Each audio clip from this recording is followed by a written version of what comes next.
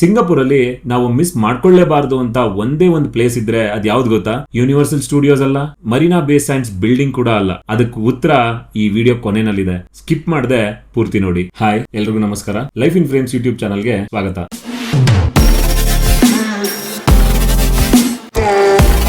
ನಾನು ನಿಮ್ಮ ಶ್ರೀನಿವಾಸ್. ಇವತ್ತಿನ ವಿಡಿಯೋದಲ್ಲಿ ನಮ್ಮ ಸಿಂಗಾಪುರ್ ಟ್ರಿಪ್ ನ ಡೇ 5 ಮತ್ತೆ ಡೇ 6 ಎಕ್ಸ್ಪೀರಿಯನ್ಸ್ ಹೇಗಿತ್ತು ಅಂತ ನಿಮ್ಮ ಹತ್ರ ಶೇರ್ ಮಾಡ್ತೀನಿ. ಬನ್ನಿ. ಡೇ 5 ಅಲ್ಲಿ ನಮ್ಮ ಸಿಂಗಾಪುರ್ ಟ್ರಿಪ್ ಸ್ವಲ್ಪ ಸ್ಪೆಷಲ್ ಆಗೇ ಇತ್ತು. ಯಾಕಂದ್ರೆ ಒಂದ್ ಕಡೆ ಯೂನಿವರ್ಸಲ್ ಸ್ಟುಡಿಯೋ ನೋಡ್ತಿದೀವಿ ಅಂತಂದ್ರೆ, ಇನ್ನೊಂದ್ ಕಡೆ ಸಿಂಗಾಪುರ್ ನಲ್ಲಿ ಮಿಸ್ಸೇ ಮಾಡಬಾರ್ದು ಅಂತ ಅನ್ಕೊಳ್ಳೋ ಜಾಗ ವಿಂಗ್ಸ್ ಆಫ್ ಟೈಮ್ ನ ನೋಡ್ಬೇಕಿತ್ತು. ಆದ್ರೆ ಬೆಳಿಗ್ಗೆ ನಾವು ಯೂನಿವರ್ಸಲ್ ಸ್ಟುಡಿಯೋಸ್ ಹೋಗೋದಕ್ಕೂ ಮುಂಚೆ ನಾವು ವಿಸಿಟ್ ಮಾಡಿದ್ದು ಚೈನಾ ಟೌನ್ ಗೆ. ಆಕ್ಚುಲಿ ಒಂದು ಇಂಟ್ರೆಸ್ಟಿಂಗ್ ಫ್ಯಾಕ್ಟ್ ಏನಂತಂದ್ರೆ, ಸಿಂಗಾಪುರ್ ಪಾಪ್ಯುಲೇಷನ್ ಅಲ್ಲಿ 75% ಚೈನೀಸ್ ಆರಿಜಿನ್ ಇರೋದ್ರಿಂದ ಚೈನಾ ಟೌನ್ ಸಿಂಗಾಪುರ್ ಕಲ್ಚರ್ ಅಲ್ಲಿ ಇವತ್ತಿಗೂ ಒಂದು ಇಂಪಾರ್ಟೆಂಟ್ ಪಾರ್ಟ್ ಆಗಿದೆ. ಆಕ್ಚುಲಿ ನಾವು ಚೈನಾ ಟೌನ್ ಹೋಗಿದ್ದು ಸ್ವಲ್ಪ ಶಾಪಿಂಗ್ ಎಕ್ಸ್ಪೆಕ್ಟೇಷನ್ಸ್ ಇಟ್ಕೊಂಡು. ಆದ್ರೆ ನಮಗೆ ಅಲ್ಲಿದ್ದಂತ ಶಾಪಿಂಗ್ ಕಾಂಪ್ಲೆಕ್ಸ್ ನ ನೋಡಿ ಅಥವಾ ಐಟಮ್ಸ್ ನ ನೋಡಿ ಅಂತ ಎಕ್ಸೈಟ್ಮೆಂಟ್ ಏನ್ ಬರ್ಲಿಲ್ಲ. ಅದು ತುಂಬಾ ನಾರ್ಮಲ್ ಆಗೇ ಇತ್ತು. ನಮ್ಗೇನ್ ಅಷ್ಟು ಇಷ್ಟ ಆಗ್ಲಿಲ್ಲ. ಬಟ್ ಅದೇ ಜಾಗದಲ್ಲಿ ಒಂದು ಚೈನೀಸ್ ಟೆಂಪಲ್ ನ ವಿಸಿಟ್ ಮಾಡಿದ್ವಿ. ಅದು ಮಾತ್ರ ತುಂಬಾನೇ ಇಷ್ಟ ಆಯ್ತು. ಯಾಕಂದ್ರೆ ಅದ್ರ ಆರ್ಕಿಟೆಕ್ಚರ್, ಕಲರ್, ಇಂಟೀರಿಯರ್ ಡಿಸೈನ್ ಎಲ್ಲವೂ ಕೂಡ ತುಂಬಾನೇ ಚೆನ್ನಾಗಿತ್ತು. ಆ ಟೆಂಪಲ್ ಒಳಗಡೆ ಹೋಗ್ತಿದ್ರೆ ಆ ಪಾಸಿಟಿವ್ ವೈಬ್ ಮತ್ತೆ ಪಾಸಿಟಿವ್ ಫೀಲಿಂಗ್ ಬರ್ತಿತ್ತು. ಲಿಟ್ರಲಿ ಹೇಳ್ಬೇಕು ಅಂದ್ರೆ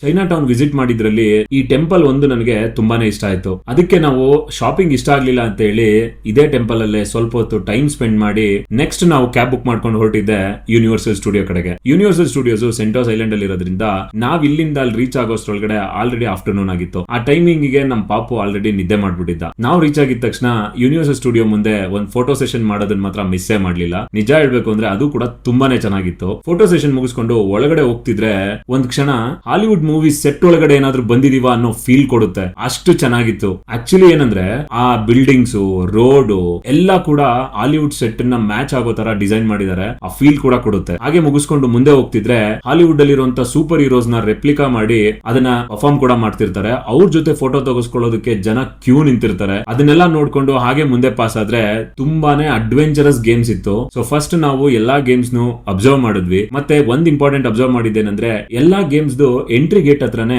ಆ ಗೇಮ್ ಗೆ ವೇಟಿಂಗ್ ಟೈಮ್ ಎಷ್ಟಿದೆ ಅಂತ ಕ್ಲಿಯರ್ ಆಗಿ ಮೆನ್ಷನ್ ಮಾಡಿರ್ತಾರೆ. 60 ಮಿನಿಟ್ಸ್, 90 ಮಿನಿಟ್ಸ್, 120 ಮಿನಿಟ್ಸ್ ಕೂಡ ಇರುತ್ತೆ. ಯಾಕಂದ್ರೆ ಜನ ಜಾಸ್ತಿ ಇರೋದ್ರಿಂದ ವಿತೌಟ್ ನೋಯಿಂಗ್ ವೇಟಿಂಗ್ ಟೈಮ್ ಒಳಗಡೆ ಹೋಗಿ ಲಾಕ್ ಆಗೋದು ಬೇಡ ಅನ್ನೋ ಕಾರಣಕ್ಕೆ ಅದನ್ನ ಕ್ಲಿಯರ್ ಆಗಿ ಮೆನ್ಷನ್ ಮಾಡಿರ್ತಾರೆ. ನಾವು ಅದನ್ನ ಅಬ್ಸರ್ವ್ ಮಾಡಿ ಜಾಸ್ತಿ ತಲೆ ಕೆಡಿಸ್ಕೊಳ್ಳದೇನೆ ಒಂದು ಇಂಡಿಯನ್ ರೆಸ್ಟೋರೆಂಟ್ ಒಳಗಡೆ ಹೋಗಿ ಕೂತ್ಕೊಂಡು ಸ್ವಲ್ಪ ಹೊತ್ತು ಟೈಮ್ ಸ್ಪೆಂಡ್ ಮಾಡಿದ್ವಿ. ಸೊ ರೆಸ್ಟೋರೆಂಟ್ ಒಳಗಡೆ ನಾವು ಸ್ವಲ್ಪ ಊಟ ಮಾಡಿ ಅವ್ನಿಗೆ ಊಟ ಮಾಡಿಸಿ ನಾವು ಪ್ಲಾನ್ ಮಾಡಿದ್ದೇನಂದ್ರೆ, ಅವನನ್ನ ನನ್ನ ವೈಫ್ ನೋಡ್ಕೋಬೇಕಾದ್ರೆ ನಾನು ಹೋಗಿ ಒಂದೆರಡು ಗೇಮ್ ಆಡ್ಕೊಂಡು ಬಂದೆ. ನೆಕ್ಸ್ಟ್ ನಾನ್ ಪಾಪು ನೋಡ್ಕೋತಿದ್ರೆ ಅವಳು ಹೋಗಿ ಒಂದ್ ಗೇಮ್ ಆಡ್ಕೊಂಡ್ ಬರ್ತಿದ್ಲು. ಈ ರೀತಿ ಒಂದು 3 ಗೇಮ್ಸ್ ನ ಮ್ಯಾನೇಜ್ ಮಾಡಿದ್ವಿ. ಸೊ ನಮ್ಗೆ ಎಷ್ಟಾಗುತ್ತೋ ಅಷ್ಟು ಗೇಮ್ಸ್ ನ ಟ್ರೈ ಮಾಡಿ ಯೂನಿವರ್ಸಲ್ ಸ್ಟುಡಿಯೋಸ್ ನ ಎಕ್ಸ್ಪೀರಿಯನ್ಸ್ ಮಾಡಿದ್ವಿ. ಇನ್ನೊಂದು ವಿಷಯ ಏನಂತಂದ್ರೆ, ನಾವು ರೀಚ್ ಆಗೋಷ್ಟ್ರೊಳಗಡೆ ಆಫ್ಟರ್ನೂನ್ ಆಗಿದ್ದರಿಂದ ಬಿಸಿಲು ತುಂಬಾನೇ ಜಾಸ್ತಿ ಇತ್ತು. ನಾವು ಫಸ್ಟ್ ಹೋಟೆಲ್ ಒಳಗಡೆ ಹೋಗಿ ರೆಸ್ಟ್ ಮಾಡಿ ಸ್ವಲ್ಪ ಟೈಮ್ ಸ್ಪೆಂಡ್ ಮಾಡಿ ಆಮೇಲೆ ರೈಡ್ಸ್ ನ ಚೆಕ್ ಮಾಡೋದಕ್ಕೆ ಹೋದ್ವಿ. ಇದನ್ನೆಲ್ಲ ಮುಗಿಸ್ಕೊಂಡು ಹಾಗೆ ಪಾಪುಗೆ ಯಾವ್ದಾದ್ರು ರೈಡ್ ಸಿಗುತ್ತಾ ಅಂತ ಚೆಕ್ ಮಾಡ್ಕೊಂಡು ಮುಂದೆ ಹೋಗ್ಬೇಕಾದ್ರೆ ಮಿನಿಯಾನ್ ಲ್ಯಾಂಡ್ ಕಡೆ ಬಗ್ಗಿ ಬುಗಿ ಅಂತ ಒಂದು ಫ್ಯಾಮಿಲಿ ಫ್ರೆಂಡ್ ಕರೋಸೆಲ್ ರೈಡ್ ಸಿಕ್ತು. ಆಕ್ಚುಲಿ ಅದ್ರ ಹತ್ರ ಮಿನಿಯಾನ್ಸ್ ಕೂಡ ಇತ್ತು. ಅದ್ರ ಜೊತೆ ಫೋಟೋಸ್ ತಗೊಂಡ್ವಿ ಮತ್ತೆ ರೈಡ್ ಗೆ ಎಂಟರ್ ಆದ್ವಿ. ಇದು ಮಾತ್ರ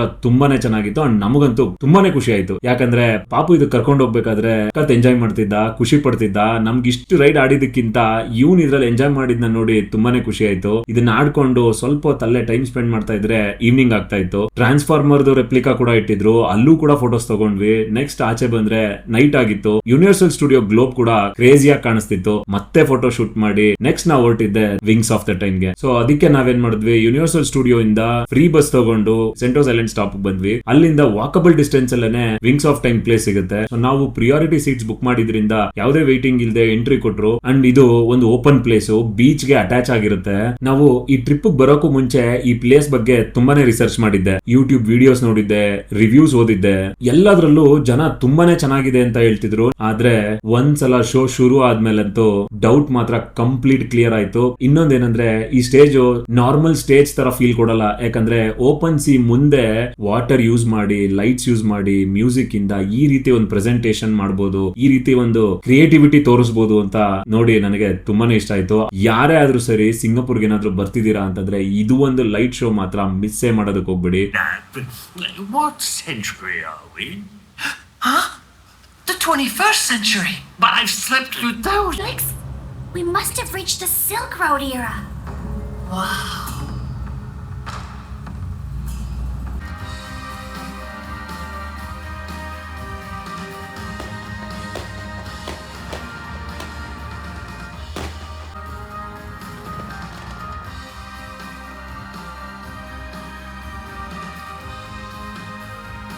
ಆನೆಸ್ಟ್ಲಿ ಹೇಳ್ತಿದ್ದೀನಿ, ಸಿಂಗಾಪುರ್ ಅಲ್ಲಿ ಮಿಸ್ ಮಾಡಬಾರ್ದು ಅಂತ ಇನ್ನೊಂದ್ ಜಾಗ ಯಾವ್ದಾದ್ರು ಇದ್ರೆ ಅದನ್ನ ಇದೆ ಅಂತ ನಾನು ಹೇಳ್ತೀನಿ. ಇದು ಮುಗಿತಾ ಇರ್ಬೇಕಾದ್ರೆ ತುಂಬಾನೇ ಬೇಜಾರಾಯ್ತು ಅಂಡ್ ಎಮೋಷನಲ್ ಕೂಡ ಆದ್ವಿ. ಯಾಕೆಂದ್ರೆ ನೆಕ್ಸ್ಟ್ ಡೇ ನಾವು ರಿಟರ್ನ್ ಬ್ಯಾಂಗ್ಳೂರ್ ಬರೋ ಪ್ಲಾನ್ ಇತ್ತು. ಆಲ್ಮೋಸ್ಟ್ 6 ದಿನದಿಂದ ಸಿಂಗಾಪುರ್ ನ ಯಾವ ರೀತಿ ಎಂಜಾಯ್ ಮಾಡಿದ್ವಿ, ಅದು ಕೂಡ ಪಾಪು ಜೊತೆ. ನಮ್ಗೆ ಆ ಎಕ್ಸ್ಪೀರಿಯನ್ಸ್ ಎಷ್ಟು ಫಾಸ್ಟ್ ಆಗಿ ಮುಗಿದೋಯ್ತಲ್ಲ ಅಂತ ಅನ್ಸ್ತು. ನೆಕ್ಸ್ಟ್ ನಾವು ಹೊರಟಿದ್ದೆ ಹೋಟೆಲ್ಗೆ ಹೋಗಿ ನೀಟಾಗಿ ರೆಸ್ಟ್ ಮಾಡಿದ್ವಿ ಅಂಡ್ ಎಷ್ಟಾಗುತ್ತೋ ಅಷ್ಟು ಪ್ಯಾಕಪ್ ಮುಗಿಸಿ ಮಲ್ಕೊಂಡ್ವಿ. ನೆಕ್ಸ್ಟ್ ಬಂದು ನಮ್ಮ ಡೇ 6 ಅಲ್ಲಿ ನಾವು ಜಾಸ್ತಿ ಪ್ಲಾನ್ ಮಾಡಿರ್ಲಿಲ್ಲ. ಯಾಕೆಂತಂದ್ರೆ ಇವತ್ತು ನಮ್ಗೆ ರಿಟರ್ನ್ ಫ್ಲೈಟ್ ಇದ್ದಿದ್ರಿಂದ ಪ್ಯಾಕಪ್ ಎಲ್ಲ ಮುಗಿಸಿ ಹೋಟೆಲ್ ಲಾಬಿನಲ್ಲೇ ಲಗೇಜ್ ಇಟ್ಟು ನಾವು ಮಿಸ್ ಮಾಡಿದಂತ ಒಂದೇ ಒಂದ್ ಪ್ಲೇಸ್ ಅದ್ ಯಾವ್ದು ಅಂತಂದ್ರೆ, ಯಾರನ್ನಾದ್ರೂ ನೀವು ಇವತ್ತಿಗೂ ಕೂಡ ಸಿಂಗಾಪುರ್ಗೆ ಹೋಗಿದ್ದಕ್ಕೆ ಪ್ರೂಫ್ ಕೊಡು ಅಂತ ಹೇಳಿದ್ರೆ ಅವ್ರು ತೋರ್ಸೋದು ಒಂದೇ ಜಾಗದ ಫೋಟೋ, ಅದೇನೆ ಮರ್ಲಯನ್. ಅಷ್ಟು ಫೇಮಸ್ ಜಾಗ ಇದು. ಈ ಜಾಗದ ಬಗ್ಗೆ ಒಂದು ಇಂಟ್ರೆಸ್ಟಿಂಗ್ ಫ್ಯಾಕ್ಟ್ ಏನಂತಂದ್ರೆ, ಈ ಸ್ಟ್ಯಾಚ್ಯೂನ ತಲೆ ಲಯನ್ ಆಗಿದ್ದು ಅದು ಸಿಂಗಾಪುರ್ ಅನ್ನೋ ಹೆಸರನ್ನ ರೆಪ್ರೆಸೆಂಟ್ ಮಾಡುತ್ತೆ. ಅದೇನೆ ಅದ್ರ ಬಾಡಿ ಫಿಶ್ ಆಗಿದ್ದು ಅದು ಸಿಂಗಾಪುರ್ ಒಂದು ಫಿಶಿಂಗ್ ವಿಲೇಜ್ ಆಗಿದ್ದ ಹಿಸ್ಟ್ರಿನ ರೆಪ್ರೆಸೆಂಟ್ ಮಾಡುತ್ತೆ. ಅದಕ್ಕೇನೆ ಇದು ಸಿಂಗಾಪುರ್ ನ ನ್ಯಾಷನಲ್ ಐಕಾನ್ ಕೂಡ ಆಗಿದೆ. ಈ ಒಂದು ಜಾಗದಲ್ಲಿ ಫೋಟೋ ಮಿಸ್ ಮಾಡ್ಕೊಂಡ್ರೆ ನಾವು ಸಿಂಗಾಪುರ್ ಬಂದಿದ್ದೆ ವೇಸ್ಟ್ ಆಗ್ಬಿಡ್ತಿತ್ತು. ನಮ್ ಪ್ಲಾನ್ ಪ್ರಕಾರ ಈ ಜಾಗನ ವಿಸಿಟ್ ಮಾಡಿ ಒಳ್ಳೆ ಫೋಟೋಸ್ ತಗೊಂಡ್ವಿ. ಇದರಲ್ಲಿ ಇನ್ನೊಂದೇನಂದ್ರೆ, ಇಲ್ಲಿಂದ ಮರೀನಾ ಬೇ ಸ್ಯಾಂಡ್ ಬಿಲ್ಡಿಂಗು ತುಂಬಾ ಚೆನ್ನಾಗಿ ಕಾಣಿಸುತ್ತೆ. ಇದನ್ನೆಲ್ಲ ಮುಗಿಸ್ಕೊಂಡು ನೆಕ್ಸ್ಟ್ ನಾವು ಹೊರಟಿದ್ದೆ ಹೋಟೆಲ್ಗೆ ರೀಚ್ ಆಗಿ ಲಗೇಜಸ್ ಎಲ್ಲ ತಗೊಂಡು ಕ್ಯಾಬ್ ಬುಕ್ ಮಾಡ್ಕೊಂಡು ನೆಕ್ಸ್ಟ್ ನಾವು ರೀಚ್ ಆಗಿದ್ದೆ ಏರ್ಪೋರ್ಟ್ಗೆ. ಇಲ್ಲೂ ಕೂಡ ಒಂದು ಇಂಪಾರ್ಟೆಂಟ್ ಪ್ಲೇಸ್ ಇದೆ, ಅದೇನೆ ಇಂಡೋರ್ ವಾಟರ್ ಫಾಲ್ಸ್. ನಾವ್ ಎಲ್ಲಿ ಅದನ್ನ ಮಿಸ್ ಮಾಡ್ಬಿಡ್ತೀವಿ ಅಂತ ಹೇಳಿ ಏರ್ಪೋರ್ಟ್ ರೀಚ್ ಆದ ತಕ್ಷಣ ಬೇಗನೆ ನಮ್ ಲಗೇಜಸ್ ನೆಲ್ಲ ಚೆಕ್ ಇನ್ ಮಾಡಿ ನೆಕ್ಸ್ಟ್ ನಾವು ನಡ್ಕೊಂಡು ಹೊರಟಿದ್ದೆ ಚಾಂಗಿ ಏರ್ಪೋರ್ಟ್ ನ ವಾಟರ್ ಫಾಲ್ಸ್ ಕಡೆ. ಅದನ್ನು ಕೂಡ ಎಕ್ಸ್ಪೀರಿಯನ್ಸ್ ಮಾಡಿದ್ವಿ. ಲಿಟ್ರಲಿ ಹೇಳ್ತೀನಿ, ಇಲ್ಲಿ ಇನ್ನ ಎಷ್ಟೋ ಜಾಗಗಳಿದೆ, ನಮ್ಗೆ ಅದನ್ನೆಲ್ಲ ಎಕ್ಸ್ಪೀರಿಯನ್ಸ್ ಮಾಡೋದಕ್ಕೆ ಟೈಮ್ ಸಿಗ್ಲಿಲ್ಲ. ಇದನ್ನೆಲ್ಲ ನೋಡ್ಕೊಂಡು ನೆಕ್ಸ್ಟ್ ನಾವು ಎಂಟರ್ ಆಗಿದ್ದೆ ಫ್ಲೈಟ್ಗೆ. ರಿಟರ್ನ್ ಫ್ಲೈಟ್ ಅಲ್ಲೂ ಕೂಡ ನಾನು ಬ್ಯಾಸಿನೇಟ್ ಇರೋ ಸೀಟ್ಸ್ ಅನ್ನೇ ಬುಕ್ ಮಾಡಿದ್ದೆ. ಇಲ್ಲೂ ಕೂಡ ನಮ್ಗೆ ಅದು ಅಡ್ವಾಂಟೇಜ್ ಆಯ್ತು. ಪಾಪು ಬ್ಯಾಸಿನೇಟ್ ಅಲ್ಲಿ ನೆಮ್ಮದಿಯಾಗಿ ನಿದ್ದೆ ಮಾಡ್ದ. ನಮಗೂ ಕೂಡ ಟ್ರಾವೆಲ್ ಮಾಡೋದಕ್ಕೆ ತುಂಬಾನೇ ಕಂಫರ್ಟಬಲ್ ಆಗಿತ್ತು. ಸೊ ಇದನ್ನ ಮುಗಿಸ್ಕೊಂಡು ನಾವು ಬ್ಯಾಂಗ್ಳೂರ್ ರೀಚ್ ಆದ ತಕ್ಷಣ ನಮ್ ಕಾರ್ಗೆ ಲಗೇಜಸ್ ನ ಹಾಕೊಂಡು ನೆಕ್ಸ್ಟ್ ನಾವು ರೀಚ್ ಆಗಿದ್ದೆ ನಮ್ಮ ಮನೆಗೆ. ಇಲ್ಲಿಗೆ ನಮ್ಮ ಸಿಂಗಾಪುರ್ ಟ್ರಿಪ್ ಕಂಪ್ಲೀಟ್ ಆಗಿ ಎಂಡ್ ಆಯ್ತು. ಕೆಲವೊಂದು ಟ್ರಿಪ್ ಫೋಟೋಸ್ ಅಲ್ಲಿ ಇರುತ್ತೆ ಅಂತ ಹೇಳ್ತಾರೆ, ಇನ್ನೊಂದಷ್ಟು ಟ್ರಿಪ್ ಮನ್ಸಲ್ಲೇ ಇರುತ್ತೆ ಅಂತ ಹೇಳ್ತಾರೆ. ಅಂತ ಒಂದು ಟ್ರಿಪ್ ಇದು. ಈ ವಿಡಿಯೋ ನಿಮ್ಗೆ ಇಷ್ಟ ಆಗಿದ್ರೆ ಲೈಕ್ ಮಾಡಿ, ಶೇರ್ ಮಾಡಿ, ಸಬ್ಸ್ಕ್ರೈಬ್ ಮಾಡೋದನ್ನ ಮಾತ್ರ ಮರಿಬೇಡಿ. ಯಾಕಂದ್ರೆ ನಿಮ್ ಸಪೋರ್ಟ್ ನನಗೆ ತುಂಬಾನೇ ಮುಖ್ಯ. Thanks for watching.